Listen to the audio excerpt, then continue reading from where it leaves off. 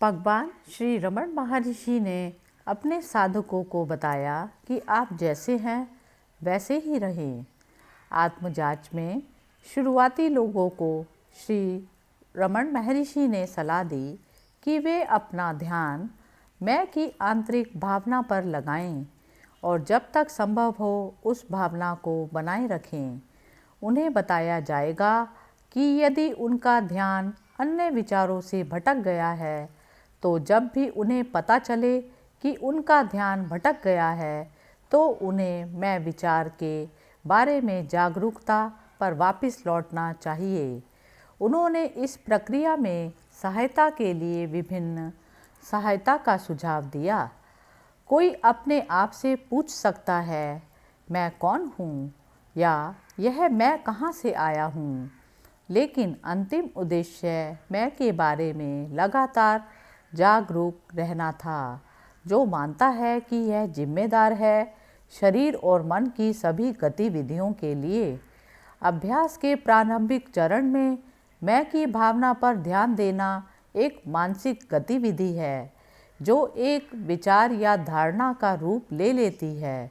जैसे जैसे अभ्यास विकसित होता है, विचार मैं व्यक्तिपरक रूप से अनुभव की जाने वाली मैं भावना को जन्म देता है और जब यह भावना विचारों और वस्तुओं से जुड़ना और पहचानना बंद कर देती है तो यह पूरी तरह से गायब हो जाती है।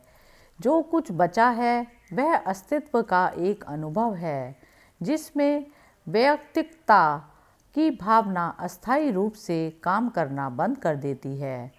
शुरुआत में अनुभव रुक रुक कर हो सकता है, लेकिन बार बार अभ्यास करने से इस तक पहुंचना और बनाए रखना आसान हो जाता है।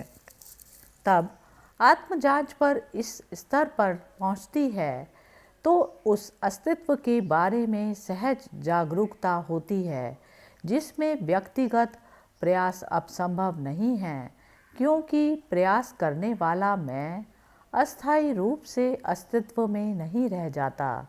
यह आत्म साक्षात्कार नहीं है, क्योंकि मैं विचार समय समय पर स्वयं को पुनः स्थापित करता है, लेकिन यह अभ्यास का उच्चतम स्तर है।